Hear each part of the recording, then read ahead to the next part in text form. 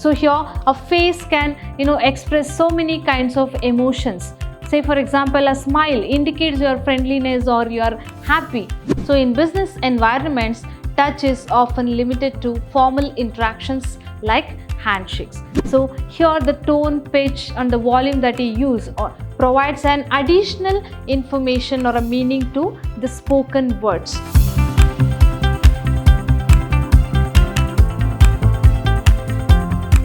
Hello everyone, I am Nikhilavati S, Faculty of Commerce, Vidhyaashram First Grade College, the Temple of Excellence, MYSURU. I welcome you all for the sessions on business communication. So we are discussing about the fourth chapter, that is non-verbal communication, where a communication happens without using of the words. That means even through body language, gestures and facial expressions, the tone or the speaking speed also matters and it can convey a message to the receiver. So in today's session, we will be discussing about some of the audio and video elements which support the verbal communication or make the verbal communication more effective, and also let us understand what are the channels of non-verbal communications. So first we have is the virtual and audio elements. So here these are the elements that are used especially when you are doing a virtual meeting or a virtual form of communication. Here the emojis and symbols are used to convey the emotions, reactions and tone. So here especially textual form of communication, especially in digital communication, these emojis are and also the symbols are used more, especially when you are either texting or sending a message through various messaging apps like WhatsApp or the social media like Instagram or Facebook, or even some of the emails. So you can make use of the emojis and symbols to share your expressions and tone. For example, a thumbs up emoji says or indicates an approval, or a smiley emoji says that you are friendly. These visual elements help to express your verbal communication or plain text in a better way, or the feelings that may be lost in the plain text. So it makes and it gives the feelings and emotions through the plain text and makes it more effective. Then GIFs and memes. Here GIFs are some animated images, whereas memes are like say for example they are used in more in a humorous way. So these are also humorous images and videos that are used in a business interaction or some of the informal type of communication in a business setting, or while doing a team interaction they can also make use of the GIFs and memes to have a better conversation or a friendly conversation with their colleagues. They can help in order to build camaraderie among the colleagues and friends, and also it can lighten up the tone and it can quickly send a message like than that is conveyed through a word. So easily while looking at the meme or a GIFs, somebody can easily get to understand. So next we have is visual design in presentations. So these are the designs that can be used while doing a PPT presentation, the many slides and designs and the slide design or the animation that is used, and this can also make a presentation more effective and attractive. So next we have is virtual backgrounds and appearances.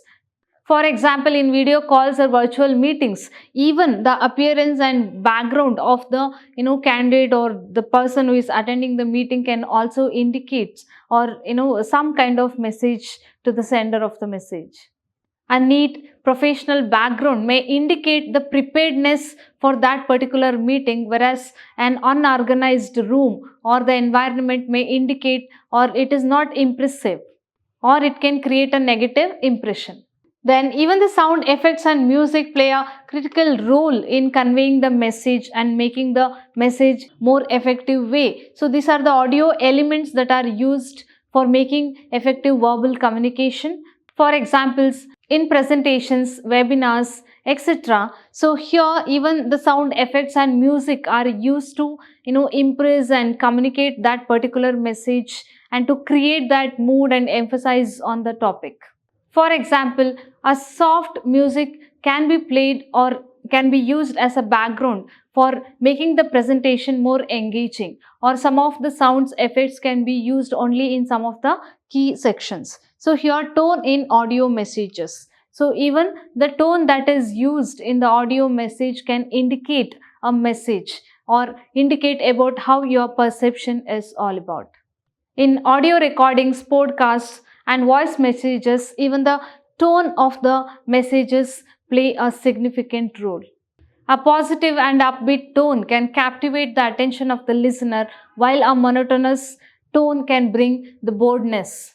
Then even the pauses and silence are important while speaking, that a well timed pauses and silence can make the message more effective and interesting, and also it can make the audience understand and rethink about your message. So giving spaces in between the communication also brings more clarity to the audience of in the message. Then we have is volume and clarity. So here, for example, any kind of some program is going on, then it is important to make sure that the mic or the sound system has proper volume so that it reaches all the audience, and there is a clarity in the volume that is heard, or there is clarity in the speaker that is heard. Now let us move to the next topic, that is channels of non-verbal communication. So as we discussed, non-verbal communication is all about transforming some kind of information from sender to the receiver, or to one person to other person or a group of people without using of the words. So here in non-verbal communication, it includes body language or the sign language or paralanguage, the gesture, facial expressions, etc. to convey a message. So here there are many kinds of channels in which a non-verbal communication can be done. So let us see what are those channels are. First we have is kinesics. Even we discussed this in the last session. It's about the body language. So kinesics here is the study of body movements, gestures, posture and facial expressions that convey meaning without spoken words. And body language is often the most apparent channel of non-verbal communication. So here body language consists of facial expressions, gestures, posture and eye contact. So here a face can express so many kinds of emotions. Say for example, a smile indicates your friendliness or you are happy, or an angry face like indicates that you are not in a it always gives a negative perception towards others. So then we have is gestures. So gestures are the hand movements and other bodily movements, nodding your head. So all this indicates that your attention, confidence and interest in the communication you have. So next we have is posture. The way you sit, the way you stand, the way you carry yourself also matters. So either it shows your confidence or your weaknesses or shyness. So next we have is eye contact. So maintaining proper eye contact is very important while speaking or doing a communication, because a proper eye contact with a person whom you are talking indicates that you are more confident, and whereas avoiding eye contact may indicate that you are dishonest. So among the channels of communication, especially non-verbal communication, body language is one of the type of channels in which the non-verbal communication can be done. The other channel we have is proximus. Again, the proximus is again one of the channels of non-verbal communication, where it means the use of space. So here proxemics refers to the use of physical space in communication. So here the distance that people maintain during interaction can convey messages about their relationships, status and comfort level. Say for example, person A is speaking to person B. So the distance that the person A maintains while speaking with B indicates their relationships. Say for example, when you are talking to a friend or you are doing a friendly discussion with your close friends, so you may sit closer to them. Say, and for example, if you are speaking to the manager, so you may maintain some kind of professional distance. So it shows the professionalism. So even the distance that is there between a sender and the receiver of the message can communicate a message. So it includes personal space. So that is the space that is maintained by the sender with the receiver. Then territoriality. Say for example, there are certain territories, that means that cannot be crossed by the, either the sender or the receiver of the message while communicating. Say there are certain places like workplaces, offices, in which the entry is restricted. So you cannot directly go to that office cabin, enter without permission and speak. So there is some kind of professionalism that must be maintained, some kind of distance that must be maintained, and you should give privacy to a CEO or a chairman or a manager. So he has a certain territory for his own cabin or workplace, etc. So invading someone's territory or someone's workplace or cabin without permission can indicate some kind of disrespect. So without asking permission, simply going and talking also indicates disrespect. Even the seating arrangements can indicate a message or how important a person is. Say for example, whenever there is a formal function going on, the first two rows will be for the VVIPs, VIPs, then the people or the public. So it's like that. Even the seating arrangements can indicate like what kind of position or the power you have. Then next we have is haptics. So haptics generally means the touch. So here it is the study of how touch communicates meaning. So in business environments, touch is often limited to formal interactions like handshakes. So here, as we are discussing in context with the business communication, here what kind of touch? That means especially in handshakes. So say for example, in handshakes or patting the back of a person. So here, for example, a firm handshake can indicate the confidence or professionalism, and a supportive touch, patting the employees that they have done well. So all these also indicate some kind of communication and message is passed. So next we have is paralanguage.